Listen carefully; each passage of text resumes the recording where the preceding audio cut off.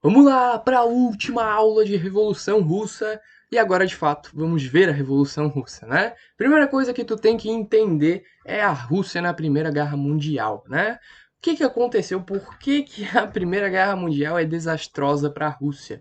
A Rússia tem o maior exército. Por que a Rússia se dá mal? Porque é bem assim o que acontece, ó, lá no Centro de Preparação Militar Russo é assim que acontece. Né? A gente vai ter os melhores soldados que vão receber as suas armas, né? Ou seja, Macaco 47, eu sei lá qual vai ser a arma desse querido, né? Ele vai receber uma arma, vai lá, né? Chegou, né, a próxima leva, né, não recebe arma. Né? E aí o soldado pergunta pro comandante, ô comandante, eu não vou receber a arma? Daí ele vai dizer assim pra ti, ô meu querido, faz o seguinte, quem morrer na tua frente e deixar cair a arma no chão, tu vai lá, pega e te vira, tenta sobreviver. É basicamente assim, tá? A gente vai ter aí as botas dos soldados, elas vão encher de água, não tem comida suficiente para os soldados todos, as armas, né? As armas nem sequer tem munição suficiente para as armas, né? Quando tem arma para o soldado, ou seja, a Rússia é totalmente despreparada para essa guerra, tá? Uma guerra aí e a Rússia ia ter que lutar contra a Alemanha, que é o maior exército do mundo, ou seja, a Rússia estava ferradinha, né? A Rússia, ela vai ser bem assim a situação da Rússia na Primeira Guerra Mundial. É assim, ó.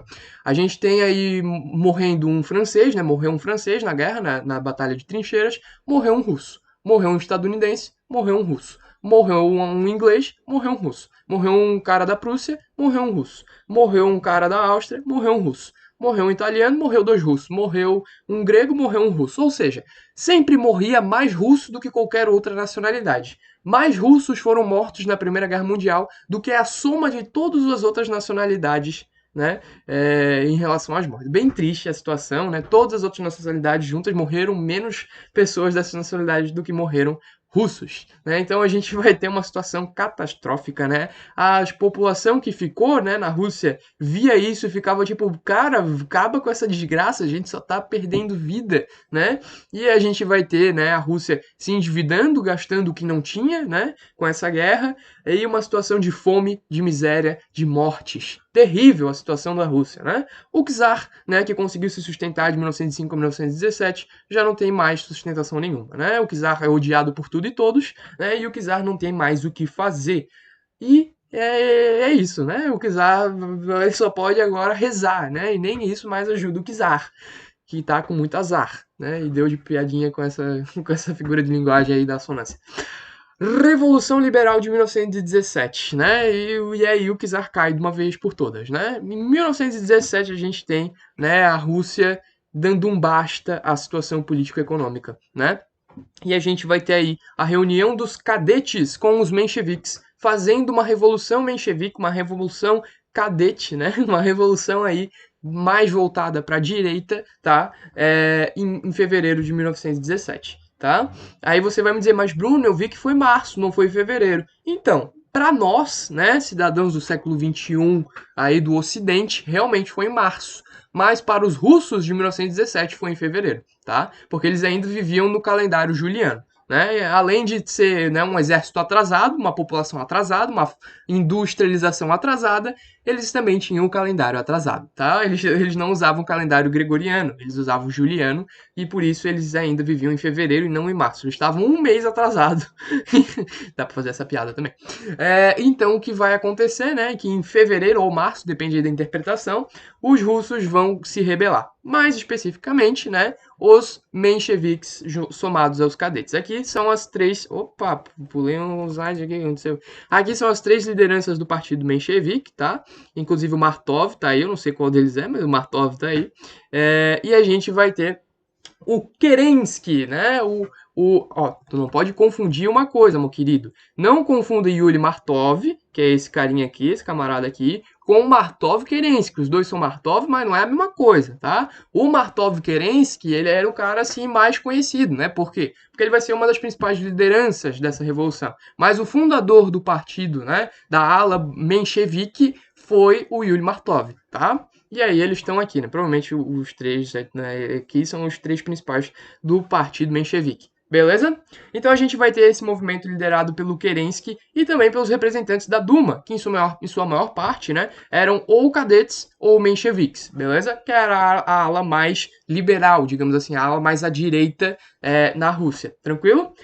Essa revolução não vai mudar nada, praticamente, né? Não vai mudar a situação do povo, não vai ter reforma política, não vai ter reforma econômica, não vai ter reforma agrária, não vai nem sequer sair da guerra o Kerensky, né? A França e a Inglaterra fizeram muitas promessas para o Kerensky para ele não sair da guerra, e aí cresceu o olho, né? E o Kerensky cresceu o olho, e esse foi um dos maiores erros, né, do Kerensky, porque não saindo da guerra, ele alimentou o partido bolchevique, tá? E a gente vai ter um desgaste menchevique, né, um desgaste do Kerensky, desse governo do Kerensky, e aí, né, o Kerensky, ele vai talvez ter outra, né, situação ruim, que em abril ele vai dar a anistia geral para todos que haviam sido exilados no governo do Nicolau II, né, e aí quem volta, né, nessa situação aí é o Lenin. O Lenin volta do exílio, né, em abril, e o Lenin chega, né, chega no metrô, né, na ferrovia ali, chegou no metrô, ele desce com a malinha, né, e aí ele encontra uma multidão à sua frente.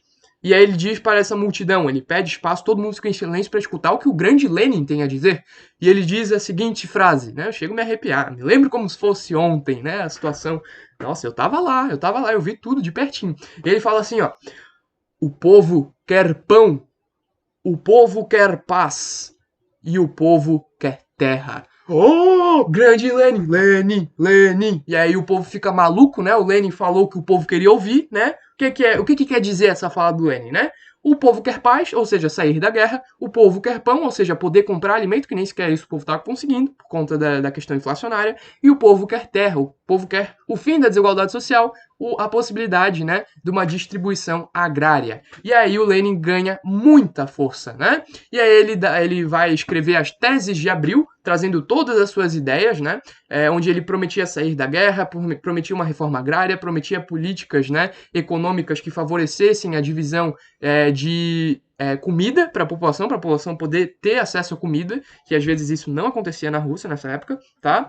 E ele também vai dizer o seguinte: todo o poder aos soviets. Por que ele diz isso e por que isso é tão emblemático? Porque na Duma nós tínhamos os mencheviques e os cadetes. Nos soviets nós tínhamos uma maioria bolchevique, né? O que ele está querendo dizer? Ele está querendo dizer todo o poder ao povo, ao povão, ao operário, né? Todo o poder para a galera mais pobre. Tira esses mencheviques, esses cadetes aí do poder, tira esses caras da Duma aí, porque esses caras aí, eles vão governar para eles, né? Vão governar para o capitalismo, né? Nós não queremos isso, nós queremos todo o poder nos soviets, todo o poder nas mãos do povo. Tá? E aí a gente vai ter a figura do Lenin crescendo em popularidade, o movimento bolchevique crescendo em popularidade e não tem como segurar, meu amigo. A gente já tem uma maioria bolchevique na Rússia nessa época. Em outubro ou novembro, né? Novembro para nós, né, do calendário gregoriano, outubro para eles do calendário juliano. Nós vamos ter o início, né, dessa revolução bolchevique de 1917, tá? Começou, olha só que massa isso aqui, né? Com as mulheres operárias do bairro de Vyborg, que vão fazer greves, manifestações, elas vão, né, ter um ativismo político muito fundamental, tá, para conquistar alguns bairros operários ali, né, nas proximidades de Moscou e São Petersburgo. Olha só que interessante o papel das mulheres aí na Revolução de 1917. Tá?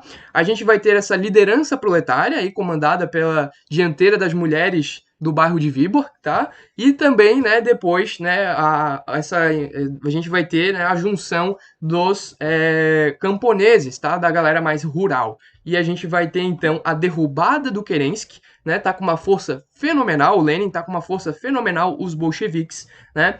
E o Lenin, então, vai começar a controlar os conselhos das cidades, vai começar a dominar algumas instâncias, né, políticas regionais, que nesse caso são os conselhos das cidades, e ele vai começar, né, a derrubar esse governo menchevique de baixo para cima, tá? E aí a gente vai ter depois o Trotsky, olha só a figura do Trotsky, esse carinha aqui, ó, do bigodão do cavanhaque aparecendo pela primeira vez, né? O Trotsky, que ele era também uma figura política muito importante para os bolcheviques, ele vai ser eleito presidente do Soviet de São Petersburgo e lá ele vai organizar a Guarda Vermelha, que é o exército bolchevique. Tá? E aí a Guarda Vermelha vai chegar no Kremlin, né? Vai chegar no grande palácio onde estavam as lideranças mencheviques, inclusive o Kerensky, e a Guarda Vermelha vai derrubar, né, esse governo do Kerensky, vai derrubar o governo menchevique. Está consumado. A Revolução Bolchevique teve sua vitória e a Revolução Bolchevique obteve êxito. É a primeira revolução socialista com êxito na história da humanidade, e isso em 1917, tá? O que fazemos agora? Meu Deus, conseguimos chegar aqui, não sei nem como, né? O Lenin olhou pro Trotsky, o Trotsky olhou pro Lenin e os caras, meu, caramba, caraca, a gente é bom, hein? E aí eles perguntaram, pô, mas e aí agora? O que a gente vai fazer, né? E aí eles vão reunir o conselho. O conselho, ele era uma junção dos intelectuais, dos grandes líderes políticos, para tomar as decisões. O que vamos fazer daqui para frente, meu querido? Né? O que a gente vai fazer, né? E aí eles vão se reunir para tomar essas decisões. A primeira decisão de todas é a seguinte: vamos tirar a Rússia da guerra, né? E aí o Trotsky vai falar, ih, não gostei, já não fui com a cara do Lenin, né? Opa, Lenin, ih, eu acho que tá errado, hein, meu querido?